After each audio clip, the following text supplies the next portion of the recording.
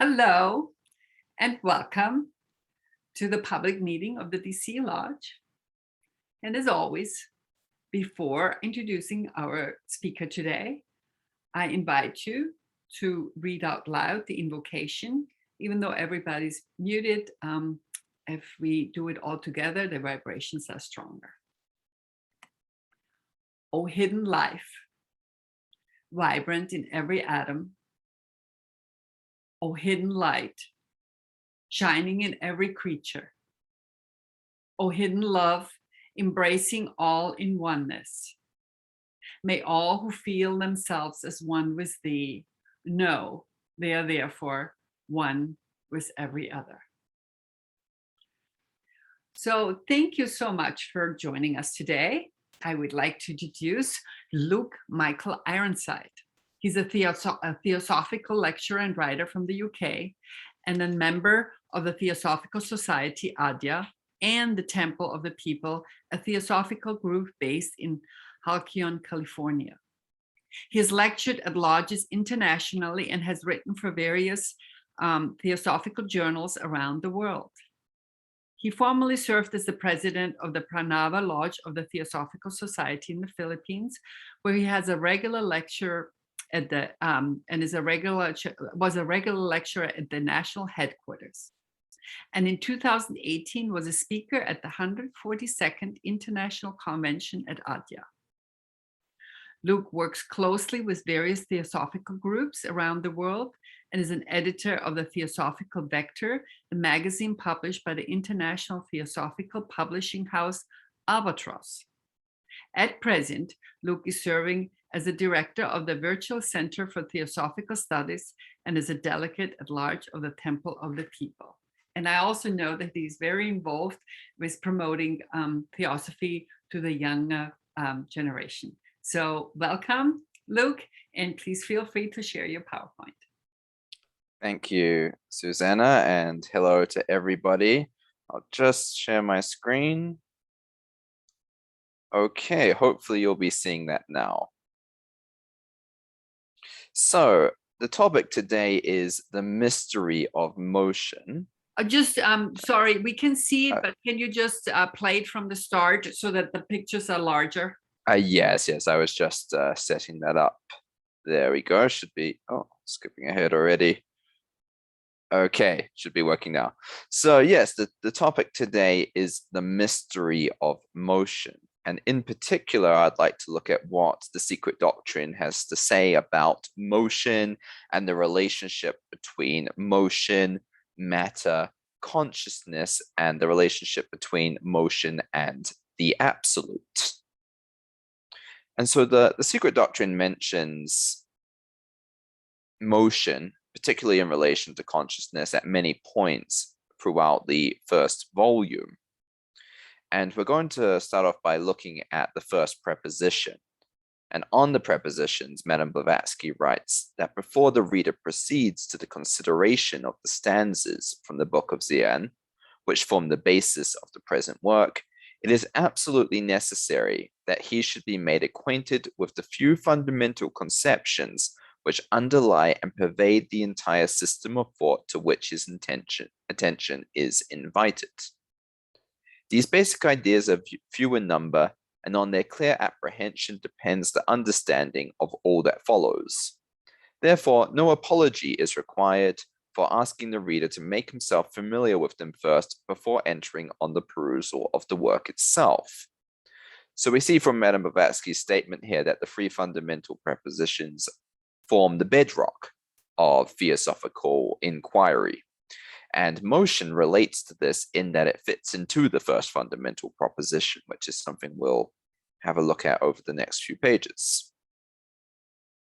This first fundamental proposition states that an omnipresent, eternal, boundless, and immutable principle on which all speculation is impossible, since it transcends the power of human conception. I've always found this to be extremely poetic, beautiful, and meaningful, in that it's a very different definition from perhaps how exoteric religion generally defines something like God, which usually we find all these attributes given to God. God is good, God is powerful, God is wise, God is all loving. We have all these attributes applied to God. And this also applies in other religious philosophies as well. God's described as being with various different traits. But what we find in this first fundamental proposition is something very different. It's very impersonal in terms of the Vedic idea of neti neti. It describes the absolute principle as being neither this nor that. Speculation upon it is impossible. Yet we can give it certain epithets in that we can describe it as being omnipresent, eternal, boundless, and immutable. And so this first fundamental proposition is the one absolute reality which antedates all manifested conditioned being. In Western philosophy, we often hear the term first cause.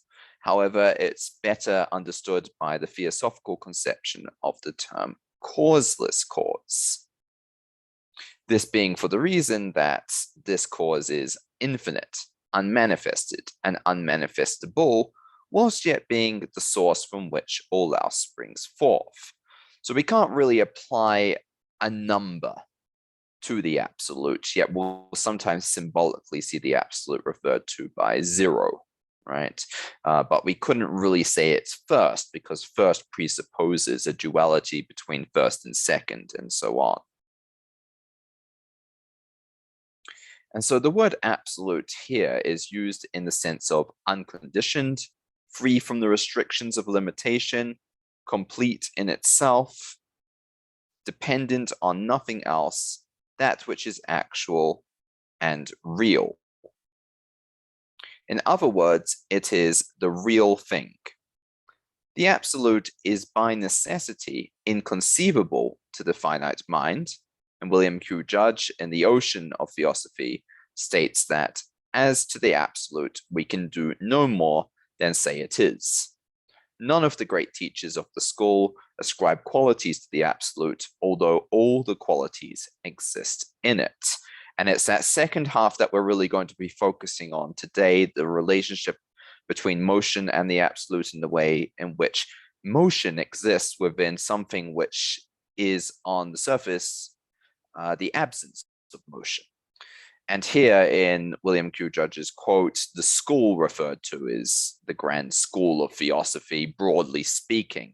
And if we have a look at many of the great religious teachers, such as Shankaracharya and the Buddha, for example, well, the Buddha in particular didn't want to make any reference to the absolute. It simply said that contemplation of the absolute was not particularly practical, in the sense that we as mere mortals cannot understand the absolute in any in any true sense.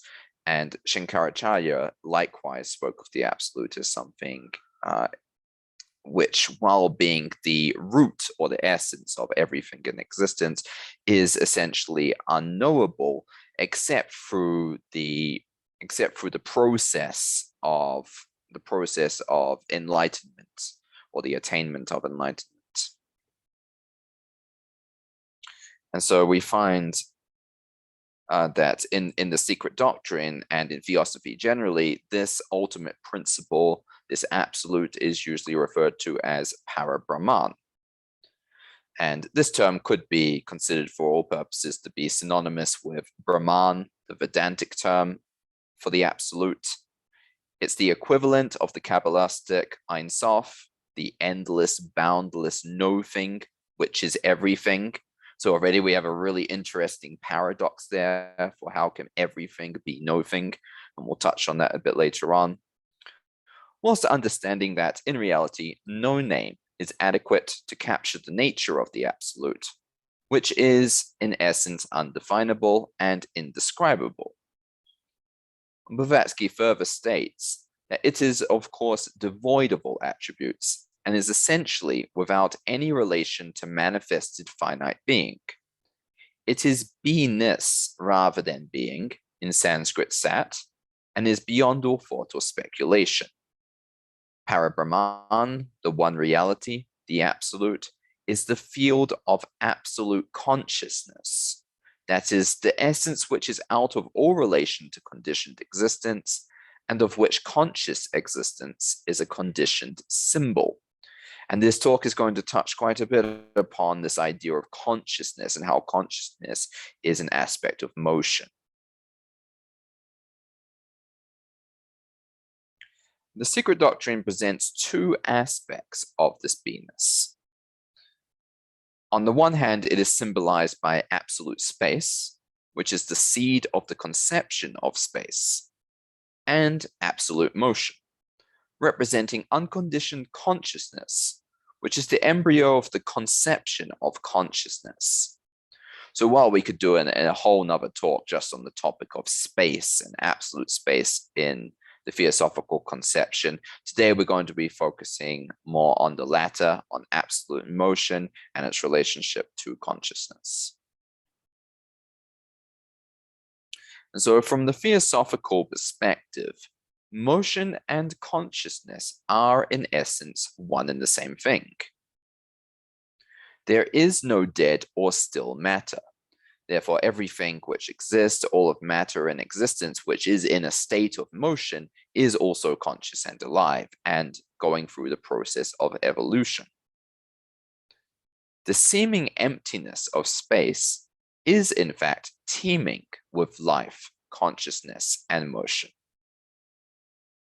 Motion may be conceived of as the underlying principle that is fundamental to the countless varieties of life in the universe. The cosmos itself is a living, breathing, moving manifestation of the Logos, motion being its intrinsic characteristic. So we see just how essential, just how important motion is to an understanding of our universe. The eternal cycles of cosmic activity, or manvantara, and cosmic sleep, or pralaya, are symbolized in the secret doctrine by the term the great breath. There is a cyclic outbreathing of manifestation, during which life takes on form and shape and grows and evolves, such as we are currently experiencing right now.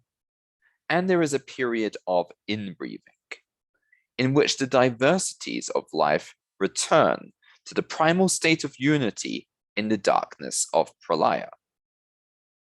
This eternal cycle is the fundamental principle of motion in the cosmos. So on a much grander scale, on the grandest scale that could possibly be conceived, even then we find the motion, the principle of motion taking place in the various cycles of manifestation and the cycles of unmanifestation. These are cyclic and therefore in a state of motion. The consideration of absolute motion reveals the limitations of language and dualistic thoughts. Distinctions between the mover and the moved result in paradoxes that seem to stifle philosophic reflection on the nature of the universe. However, this paradox is removed in the light of theosophy, which postulates the absolute as an ever-becoming, and at the same time, an absolute unity. It eternally is, and yet is likewise eternally becoming. In its aspect of absolute motion, it transcends the temporary conditions of manifested matter, existing before, during, and after the conditioned appearances of form in the phenomenal world. So while on the surface it seems to be a paradox, a deeper reflection on this, especially in the light of what is written in the secret doctrine and the theosophical principles presented in the fundamental propositions, it all suddenly fits together. The absolute is, eternally is, in one state of unity, and yet is in a condition of becoming, of evolution.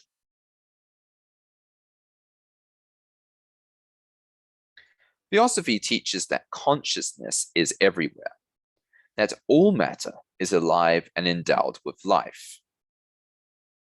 Our perception of dead matter is due to the limitations of our sensory faculties, and yet in the truth, everything in the universe, from the atom to the nebula, is conscious and alive. And so when we consider that everything is alive, even the most seemingly inert matter, what we discover is that everything is also in motion. And this is something that science has come to also understand after much later from the publishing of The Secret Doctrine, the idea that on the minuscule level, everything is moving. Everything is, the atoms are in constant motion. Nothing is ever truly still. Therefore, death is merely an illusion. In the absolute sense, it has no ultimate reality. The reality which forms the bedrock of our existence is the trinity of life, consciousness, and motion.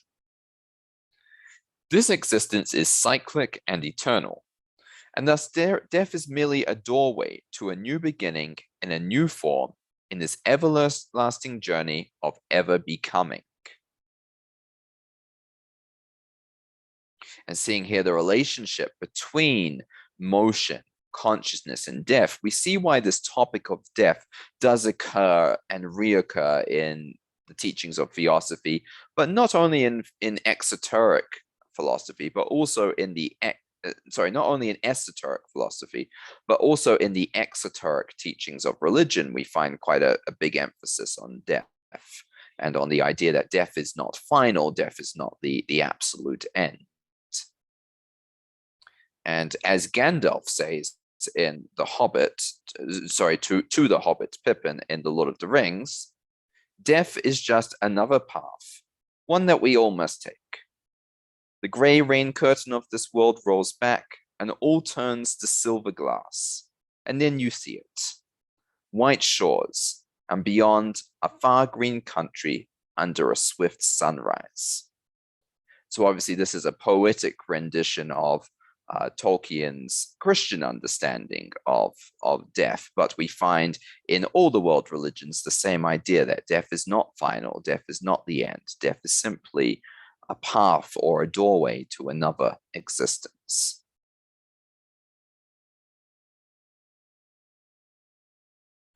And so a discussion of motion would be incomplete without considering it in relation to consciousness. As HPB states, everything in the universe, through all its kingdoms, is conscious.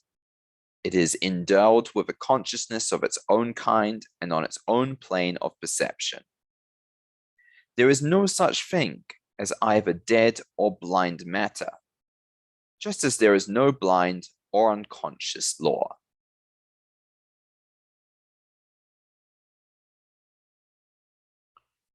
In a discussion of the nature of consciousness in its relation to motion, we must first have a clear definition of what it actually is. Consciousness is perhaps best defined as the awareness or perception of something. This is a rather broad definition, and yet necessarily so. In terms of the self, we feel self-aware. We are conscious of the distinction between oneself and something apart from oneself. Further, we are aware and conscious of our surroundings. This perception is an essential aspect of what it means to be conscious. Descartes said, "I think, therefore I am." And so our self-conscious awareness is at the foundation of knowledge. Our consciousness provides us with proof of our existence by the very fact of our being able to conceive a thought. So we tend to take thinking for granted and consciousness for granted, but on a deeper reflection, it's something quite spectacular. And also when we speak of consciousness, it can be a bit misleading because consciousness is not simply one state or one degree. Consciousness consists of many different degrees and states. For example, while in a dream state, we may not be aware of our physical surroundings. Yet we still possess some degree of awareness, albeit limited to the characters, objects, and forms of the dream world. Even in the state of dreamless sleep, some spark of self-awareness still remains. And if we're to go beyond the merely human level, we arrive at the question of consciousness in animal life. Now, if we refer back to that quote from Madame Blavatsky, she stated that everything is imbued with consciousness. And so while it's granted that animals, for the most part, possess a much lower degree of self-consciousness than does the human being, yet the ability of relating self to other and self to one's surroundings is still possessed by the inhabitants of the animal kingdoms. And this is quite obvious. One animal is able to interact and distinguish between another animal. It's able to interact very effectively with its environment. So the difference is not one of nature. Both animals and humans are possessed of consciousness, of the same fundamental difference is one of degree. Whilst the human being in this point in our evolution tends to function through the principle of manas, or the intellect, the seat of mentation and egoic consciousness, the animal instead tends to operate through the principle of kamarupa, or the instinctive mind, which is the seat of desires, passions, and aspirations. The boundaries which exist between these principles are not fixed, however, and they rather blend and shade into one another, so that the distinction is oftentimes vague and unclear. And this applies to all of the 7 principles. There is some blending between the two. And so sometimes the distinction between where instinctive mind or instinctive consciousness ends and self-consciousness or higher consciousness begins can be a little hazy. There is therefore nothing unique about the human possession of consciousness. In fact, all of life is brimming with consciousness. We are essentially aspects of the one consciousness, which ensouls and animates all forms. And so an examination of the nature of consciousness leads us to the fact of unity and our oneness with all life. We each of us share the same consciousness, the universal mind, the consciousness of the Logos itself. So it's quite an amazing thought, isn't it, to realize that we all share in this one consciousness. And not only do we share in this collective consciousness, but this is the consciousness of the Logos, which is itself a spark of the absolute.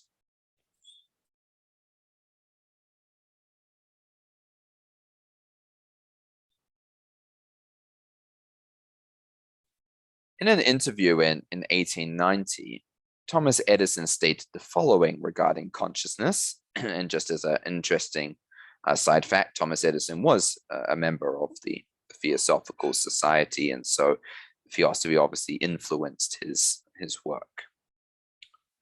I do not believe that matter is inert, acted upon by an outside force. To me, it seems that every atom is possessed by a certain amount of primitive intelligence. Look at the 1,000 ways in which the atoms of hydrogen combine with those of other elements, forming the most diverse substances. Do you mean to say that they do this without intelligence?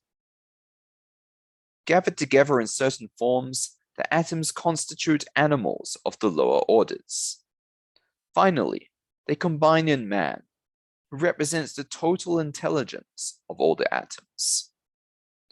The interviewer asked Mr. Edison, "But where does this intelligence come from originally?" To which he responded, "From some power greater than ourselves."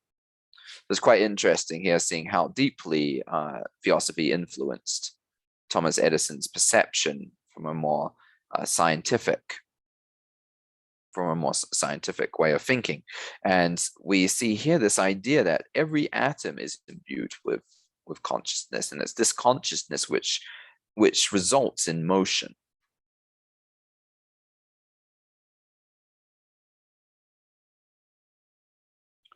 And so a discussion of consciousness would be meaningless without also discussing life. For there is no life without consciousness, and the two terms could be considered as being identical. The one is a necessary component of the other. All of life, from the smallest to the grandest scale, possesses more or less awareness of its surroundings, this depending on the degree of density of the enwrapping veil of separation, this latter being necessary for the existence of the diversities of life in the cosmos. So basically, the only way that evolution can proceed and the only way that we can grow and develop is in the state of separation. So separation is necessary. And in Buddhist philosophy, this is called suffering, right? The idea that life is suffering. So suffering and separation are essentially one and the same thing, but this is necessary for our growth and development. In a state of unity, in a state of absolute unity, there can be no change, no development, no motion. So it's only through the state of manifestation in which intrinsic ideas of suffering and separation occur that we are able to develop, grow, and become more highly developed human beings.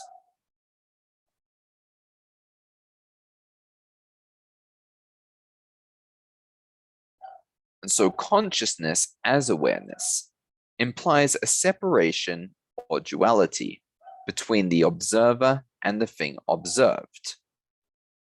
Without such duality, there would be nothing of which to be aware. So we can see that awareness is completely dependent on the limitations of duality, or consciousness is dependent on these limitations. We cannot be conscious without a separation. And Annie Besant goes as far as to define awareness as the awareness of limitation, and only secondarily awareness of others. This awareness of others comes about with the development of self-consciousness, where a distinction is made between the self and someone other. So something we also find in theosophy is the idea that animals exist more in a collective state, in that they share a collective soul. However, the monad in human beings is individual and unique in the relative sense. And so this, at some stage throughout the evolution of animals, a change occurs. And some theosophical writers posit that this happens in some of the higher animals, maybe under the influence of humans.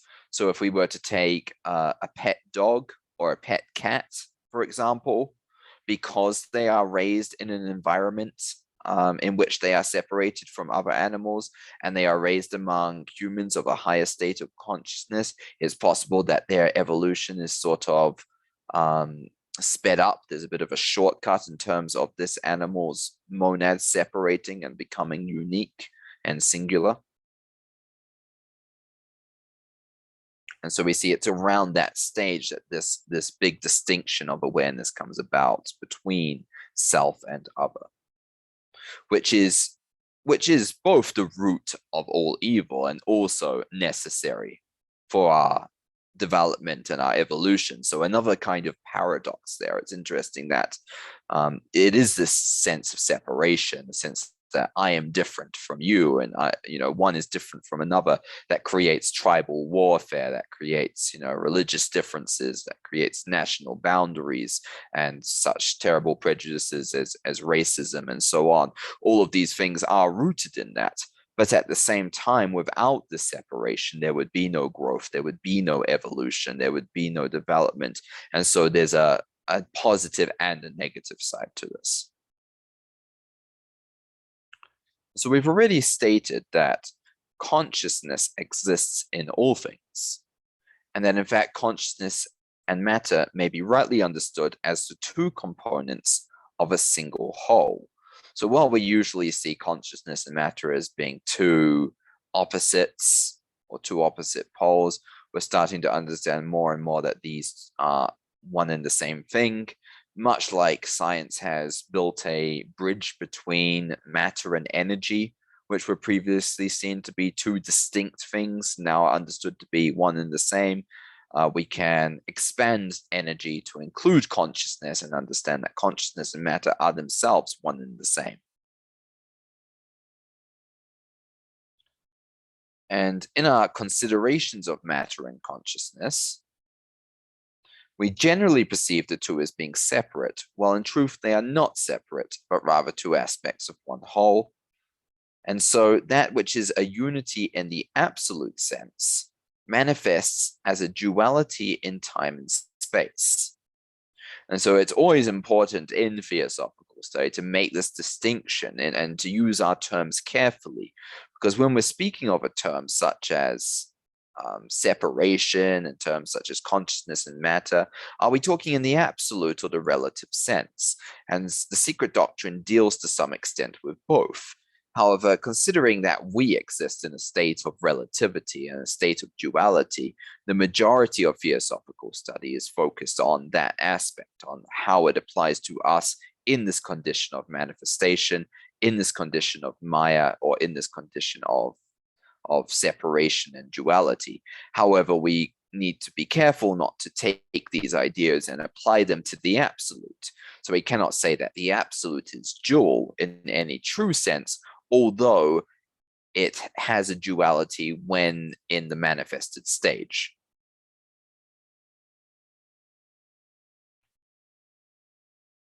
And so there is no consciousness which is not enveloped in matter. And likewise, there is no matter which is not ensouled by consciousness. So the two are intrinsically connected. These two seeming opposites, consciousness and matter, are therefore intricately bound together and are never truly apart from one another. Matter is essentially limitation, and without such limitation, consciousness cannot be. For if in the absolute sense all is one, then what else is there to be conscious of? Even the densest matter has some degree of consciousness. Consciousness manifests in all aspects of life, from the atom to the nebula. All is alive and aware.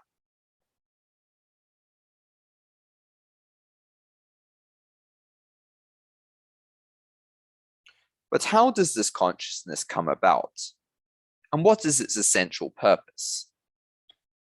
At the dawn of cosmic manifestation, the cosmic will, as the embodiment of the Logos, manifests the natural phenomena of the cosmos.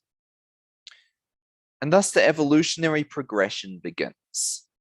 From unconsciousness through the myriad states of semi-consciousness, like we just discussed in animals, onward through the numerous degrees of simple consciousness, and finally to self-consciousness.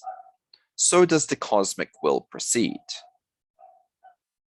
Upon the vistas of the horizon are yet higher states to be found, at present only in potential, and yet gradually to manifest in the highly evolved human of our current age. And so higher in the scale are the states of super consciousness. And beyond this, the highest states of cosmic consciousness, in which spirit becomes conscious of its very self. So really, that's what we're on the journey towards. We are an attempt by the cosmos to know itself. And in order to properly know itself, it must pass through these various stages of separation and these various stages of growth and these various stages of evolution. So we're on a journey towards knowing ourselves. In all its many phases, consciousness proceeds through change, and in fact is entirely dependent upon such constant change. So I think it's interesting that we instinctively fear change. people generally don't like change. They like their usual routines, their usual comforts. So we have this expression to go out of one's comfort zone because it's known to be uncomfortable. We don't like the process of change, and yet change is so intrinsic to life. I think in the same way, we don't like motion. We like to we like when we imagine relaxing, we think of the idea of sunbathing on the beach or sitting at home watching the TV. We don't generally associate relaxing with motion or comfort with change, and yet we're constantly in a state of change and motion, as much as we might deny it. Right now, we are orbiting around the sun, and we're in constant motion all the time. The atoms in our bodies are cycling one another right now. And we are changing, we are growing older, processes are taking place in our body, and processes are taking place in the environment in which we live, and in the society and the country in which we are a part of. So change and motion are both constantly in process. And so something that theosophy can help us to do is to recognize that instead of fearing it, to embrace the fact that we are part of this cyclic dance of the cosmos. And so consciousness ever proceeds through activity and manifests motion. Change and motion in substance are the objective manifestations of consciousness. This here is the explanation of the phenomenon of the involution and evolution of the cosmos itself.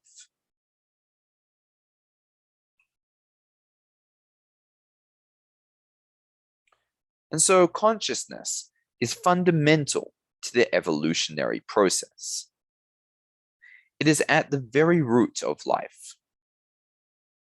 In awakening from the slumber of the cosmic night of Pralaya in the infinity of nothingness, the Logos seeks consciousness in the initiation of the evolutionary process. Consciousness is life. Thus, the Logos seeks life itself. The Logos brings the cosmos into manifestation in order to experience conscious life. And this provides a lot of insight into the reason for our existence. We are a manifestation of the Logos' desire to know itself.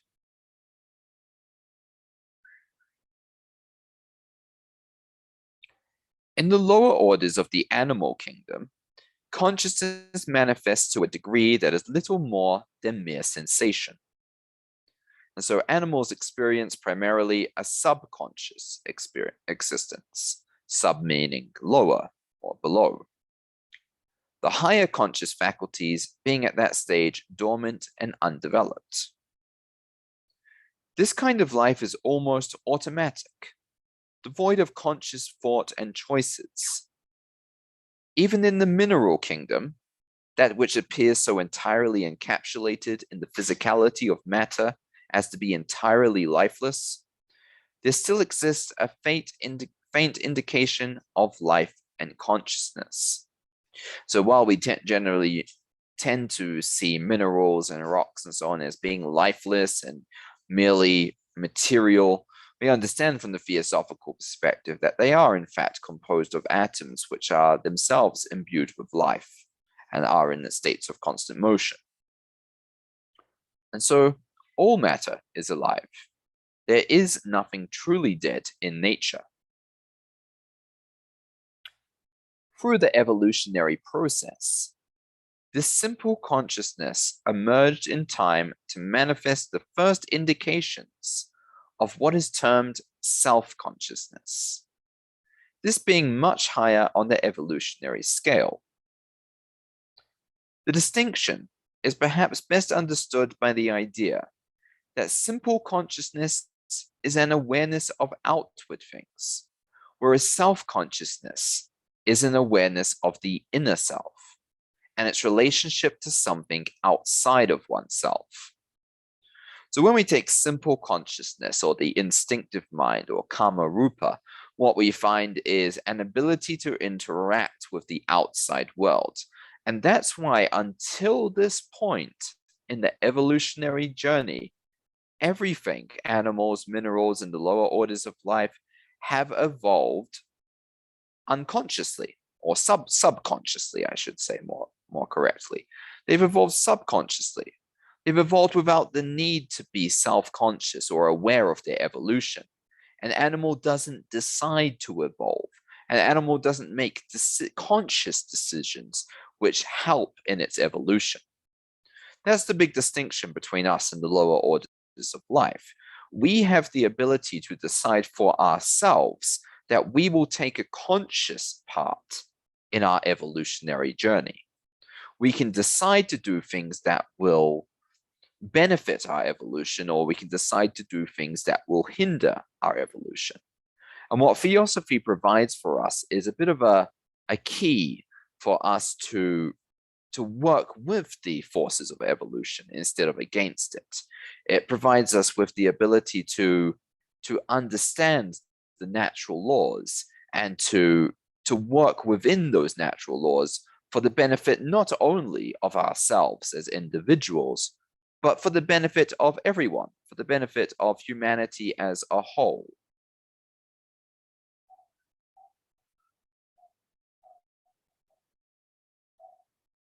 And so it is with the advent of his self-consciousness that the human being developed the conception of I. He began to compare and relate himself to others, and thus to self-reflect.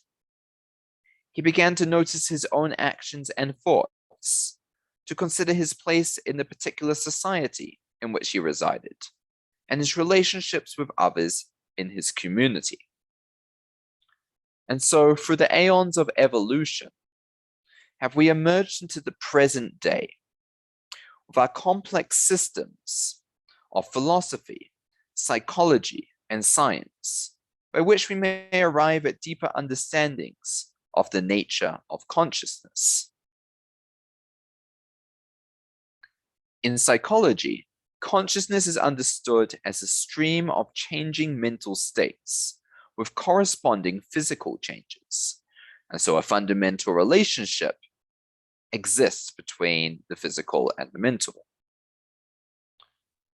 And so every act of consciousness involves a change from a past to a present state. We can use the analogy of a stream or a river flowing endlessly onwards without cessation.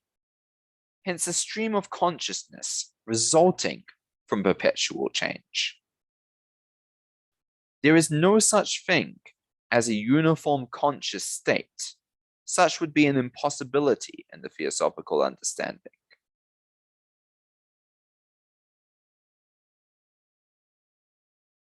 In the cosmogonical conception of the theosophical worldview, the cosmic will, embodied in the cosmic substance, causes these continuous manifestations of change within substance of cosmic existence in order that such substance may be conscious. So it's all a process of arriving at this state of consciousness and of higher and higher states of consciousness. Without such constant and perpetual change, all would be unconscious and motionless, such as in the state of pralaya, which is for the most part a state of unconscious stillness. And so there is a clear relationship between consciousness and motion. Consciousness is forever producing activity and likewise manifesting motion. The American philosopher, psychologist, and theosophist William James stated that all consciousness is motor, and thus does consciousness depend upon such constant change.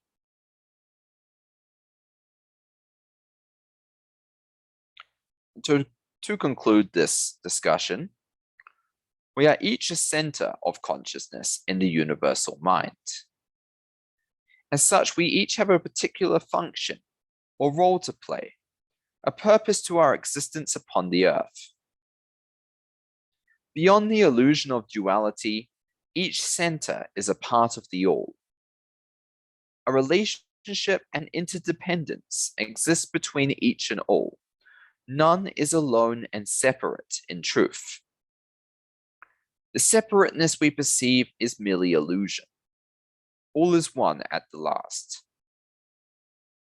Each man and woman who exists, has existed, and will exist is a center of consciousness with a precious part to play in the great cosmic drama which we call life, constantly in motion, constantly in the process of evolution towards the higher life. The realization of this fact is the meaning behind the ancient imperative, which was inscribed above the entrance to the temple of Apollo in Delphi. Man, know thyself, and thou shalt know the secrets of the universe and the gods. Thank you very much. Well, thank you so much for a wonderful presentation. Very interesting how you connected consciousness with motion. Also loved your PowerPoint and the pictures. And thanks for sharing this interview with Thomas Edison. And so, as always, I'm inviting now everyone to ask questions. I have the participants list open, so please just unmute yourself and or raise your hands and then go ahead. And Veronica is going to be the first. Go ahead, Veronica. Hi, thank you. Thank you so much, Luke. I knew that your presentation would be very powerful and meaningful.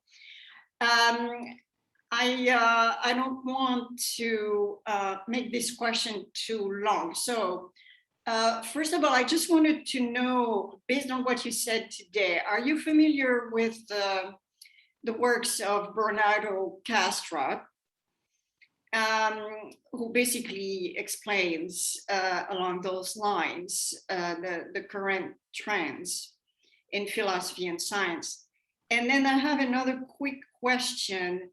Are you familiar, and I'm sure you are, with a lot of research is being done around, how can I say, causation-less, or the theory of no causation in the universe, and also an acknowledgement, so to speak, of many scientists that they have this sense of humility in accepting the facts, the very fact that it is a mystery, there is a mystery, and we cannot conceive or understand it, and definitely not through the ways of science at the current time. So I think this is very positive, because it definitely reconciles everything, or science, with the perennial philosophy and wisdom. So the question is Bernardo Castro, and then this idea of no causation in science. Right. Well, I'm not actually familiar with the particular individual or researcher, Bernardo Castro, was it? Yes, I'm not particularly familiar with them, but what I have noticed is a growing tendency in science to recognize the benefit of other systems of thought, and perhaps the deeper relationship between modern science and some ancient systems of philosophy, or the perennial philosophy, if you like. I think this is an idea that was absolutely ridiculed at the time that Madame Blavatsky put forward the secret doctrine, but which since Madame Blavatsky put forward ideas like the existence of multiple universes. Now physics uses this as a very possible model for the way, the fine-tuning of our particular universe. And so many of the ideas which were put forward in the secret doctrine and in the perennial philosophy generally are ideas that science once laughed at, but which is gradually coming to find actually may make sense. There may be something to that. And what I also think is that when science emerged as a, let's say science emerged as a distinct discipline, some 400 years ago or so, in the sense that it was organized and studied within universities and not just the odd genius here or there. When it became a structured discipline, I think it did so in many ways as a reaction to religion. And so we had these two schools of thought. We had the more spiritual way of thinking of the theologians and the church, and then we had the hard materialism of this reactionary movement of the science of the time. And so I think the science of that time was very confident in the idea that everything is material. We can only understand this universe through material means. Religion is outdated and no longer relevant to this day and age. And this is a view that persisted throughout a couple of hundred years until around the time of Madame Blavatsky putting forward the secret doctrine. And in fact, a lot of the maybe anti-religious sentiment in the secret doctrine is a response to that kind of dogmatism. But what we also find is this sort of anti-materialist sentiment in the secret doctrine against the materialism of the era. And Madame Blavatsky believed that a bridge between the two does exist and should exist, and that the secret doctrine or theosophy provides that relationship between the two, that religion, philosophy, and science are not at odds with one another, but are actually all free streams from the same reservoir of wisdom. And it was this connecting of the three and the understanding that the three are all aiming at the same fundamental truth, which is what theosophy now tries to study and understand. And I think what we find in different disciplines around the world is that we used to have, let's say, just the study of geography, the study of mathematics, the study of history. But what we find more and more is that you can't study one without studying the others, that everything is interconnected. A good scientist will also be a good philosopher. A good philosopher will also have a good understanding of religion. A good mathematician will also be a good geographer. There is a connection between all these different fields, and theosophy in many ways provides the light whereby this path is illuminated. Yeah, thank you. So in other words, we are interdisciplinary, which is really very positive. And as a result, we are less dualistic. Yes. Which will take us away from the classical materialistic worldview. Yes, definitely. There's a beauty in diversity, and yet at the same time, this diversity exists within a unity. So it's another paradox which theosophy is full of. Okay, well, thank you so much for a great question. When you responded, I was thinking of the integral level of consciousness that Jean Gebser, my favorite philosopher, always talks about, that we have to look at everything as a whole. The next question, Chloe, go ahead. Hi, thank you for the amazing presentation. It was very good type of summary of all why I also joined the theosophy, what attracted me to theosophy when I was 20 years old. I'm studying to getting a degree in anthropology and theology, and within the courses with my theology, it's like I've always, when you study Christianity and when you give like a broad view of Judaism or in Islam, it's in Buddhism, it's like I'm very lucky to have my professor, who's also my counselor and everything, and she's also in the chairperson of the theology department. She's very open-minded, and that's something that I don't find necessarily with a lot of exoteric religions, in the sense that even if you bring up the concept, for example, of just religious plurality and having these nothing is what everything that you talked about is nothing particularly to one religious thought or one particular mode of thinking to a region. It's a shared, it's a collective, and it's an individual. And I feel like, with theosophy, I could express my ideas here too. And there's a lot of exchange of ideas and knowledge that is not going to be crucified in a sense. But my question is, how do you propose that, in order, because we're always trying to seek plurality and unity and more brotherhood, that's the theosophical message. When you have such religious vehement type of vitriol that comes out as being, no, we are individual, Jesus is the only Messiah, or Muhammad is the only son of God, and these distinctions that they put so much like in, like I feel, it's like, my thing about monotheism is like you're holding your breath for someone to come save your life out of suffering. So you got to do it, you got to, that's the message that's important. It's not the, the person. It's like, but that's my opinion. But how do you propose, because since religion is such a big tenet, religion and politics basically go hand in hand, so how do you propose, like, how can we help create a dialogue with that type of adversity? Right.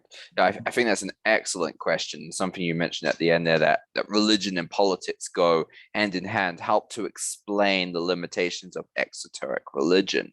Now, if we were to take any religious text, what we're going to find is a lot of politics and a lot of cultural references to a particular time and age, and rules and laws which applied to a certain people a long time in the past, not very relevant to today. And underneath all of that, buried underneath all of this, we're going to find the gems of wisdom.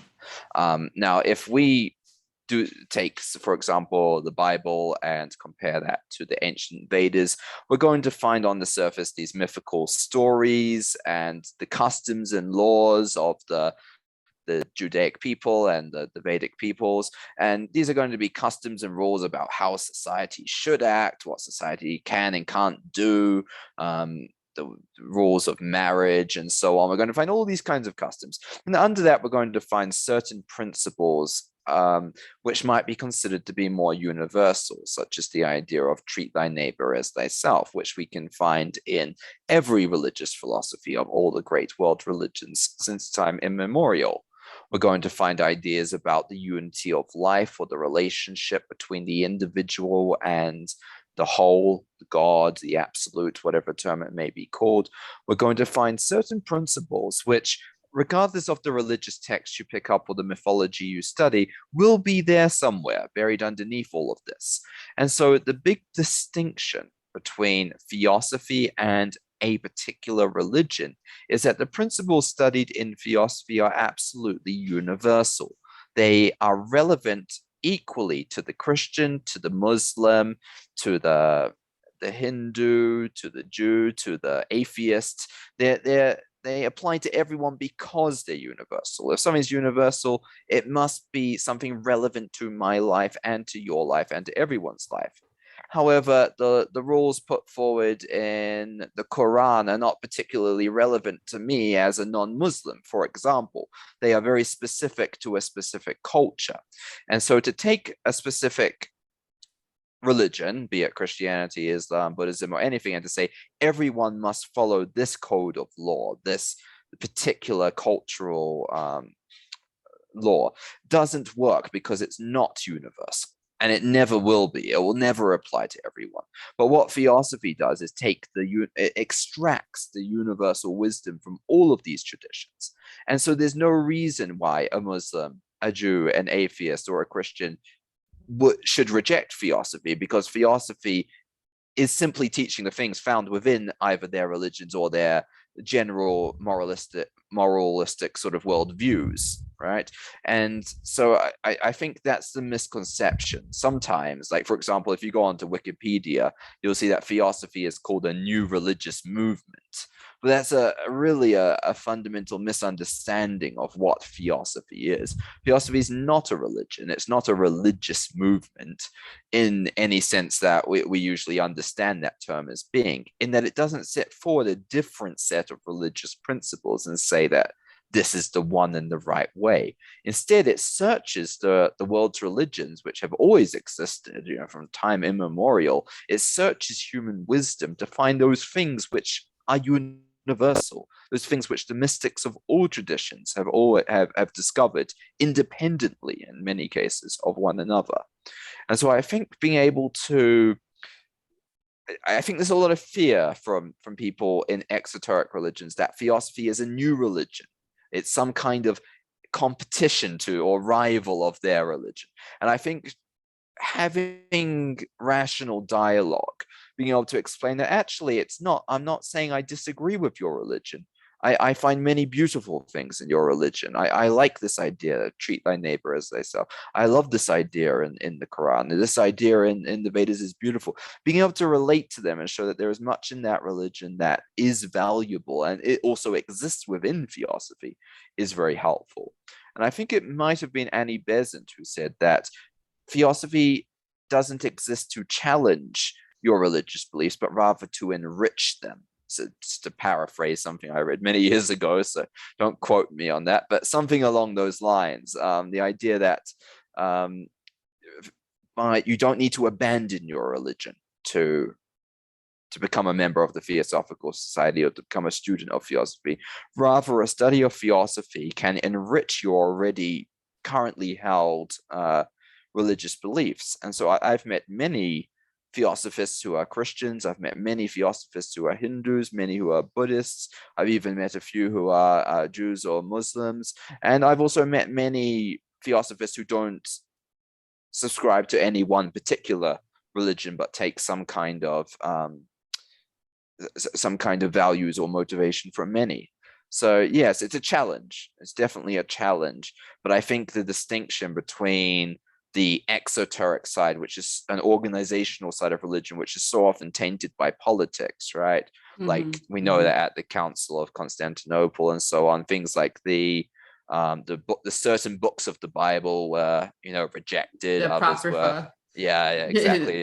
This one's appropriate because it fits the political agenda. This one is not appropriate. Of course, when you start doing that to religion, it limits the value of religion, which is why there should never really be a book, I think, that cannot be studied, even if the book is wrong, even if it teaches terrible things. I think as philosophers, it's important to look at ideas, to be able to examine them, to be open to all ideas. And then if it's something that's wrong or doesn't fit with our understanding of life, then okay to reject it, but not forbid other people from looking at it, from having access to it. So I think open-mindedness is extremely important for philosophical inquiry. Thank you. I really appreciate your insight. Thank you. Well, thank you so much, Luke. That was beautifully said and explained why it's so valuable to be a theosophist. So I don't see anybody else. Okay, Alma, go ahead. Yeah. Thanks, Luke, for a great presentation on how you laid it out in with the motion. I think really resonated with me very well. But I have a bit of a problem there with one thing was said, and it was about that we have the choice of spiritual evolution. Or I think we don't really, and that it's because everybody is kind of like, well, if I equate spiritual evolution with stopping suffering to some degree or reducing suffering, then I think everybody is to some degree want to reduce suffering. It's kind of like there might be like delusional of some sort, that not quite getting it, but that we still want to kind of reduce suffering. And that might be not a question of not choosing spiritual evolution, but it might be a question of perversion. That somehow our minds are perverted because some people have some perverted thoughts or some tendencies. They still, in some ways, get a payoff. They still think they're winning somehow by choosing this path, So it's always kind of like everybody's trying to go forward and stuff. to some sort of degree of advancing. And so that's why I was having a bit of problem with spiritual evolution and choosing to go to it or not. I think we all choose to go advance. What's your thoughts on that? Yes, that's a really good question. I think I probably didn't phrase that as well as I could have. And I think what's true and what we got to remember is that everyone and everything is evolving. So even those which may be, if we say, much lower on the ladder of evolution, will eventually get there in the end. So everything is progressing, everything is moving closer and closer to the higher life. However, what I should have said is that as at this point in our consciousness, we're able to make a choice between pursuing the spiritual or the higher life, if you like, and pursuing the call or temptations of the lower life or the material life. And just because someone does choose, let's say, the material calling and the selfish calling, doesn't mean that they won't evolve and they won't reach the higher life in the end. They will, but perhaps it will take them a longer time than those who consciously choose to live a spiritual life or to progress towards the higher life. So I think there's a distinction between someone who, for example, chooses to be selfish and someone who chooses to be selfless. Well, I just think the phrase choosing, because it means like choosing means I can differentiate between the two, but it might be some kind of like ignorance rather than choosing, you know. And I think the choosing means I understand it's like, well, I know this life, but I just don't choose to go to it. But it might be that I know this life, you know. Right. So yes. So yeah. maybe the word choosing is not the best word, but perhaps an analogy here. For example, if one acts in a way that or behaves in a way that is selfless, that helps the world, that makes the world generally a better place, and then we have another individual who tends to do things that are best for themselves. They maybe push others down to rise up their own social status or to make more money or something.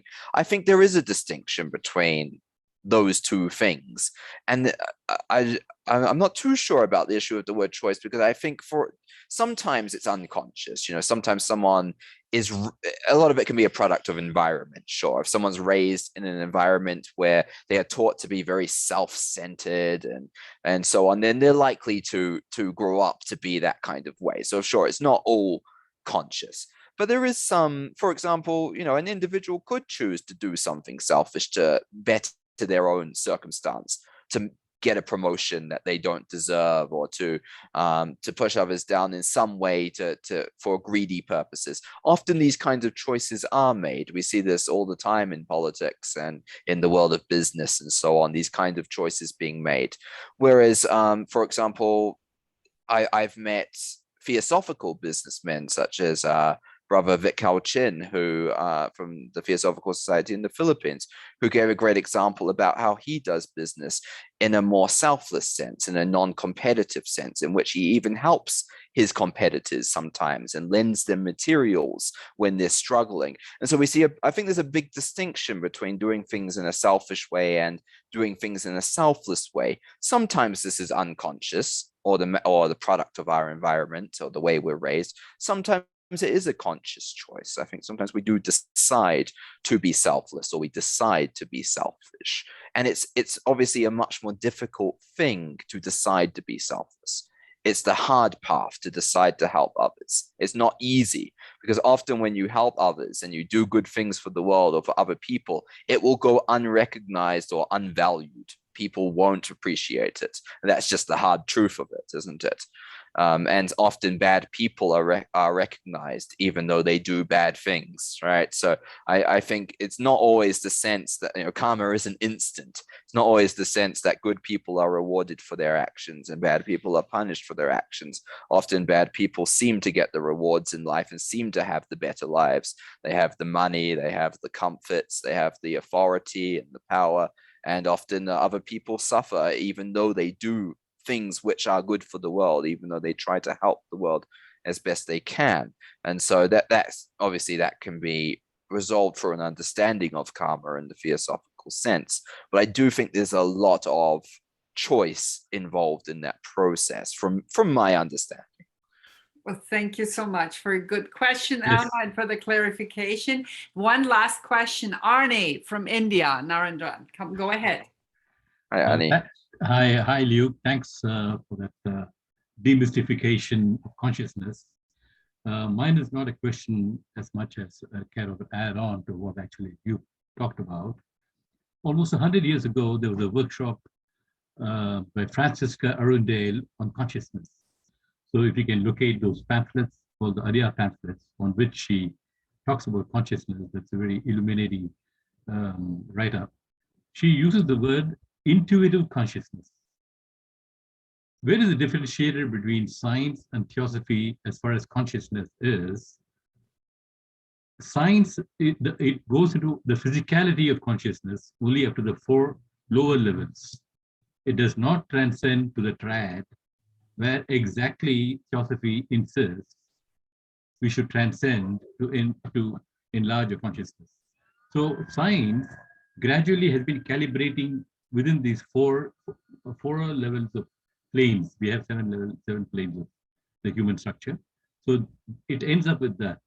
Whereas theosophy transcends to the Atma, Buddhi, Manas, where the consciousness actually expands, number 1.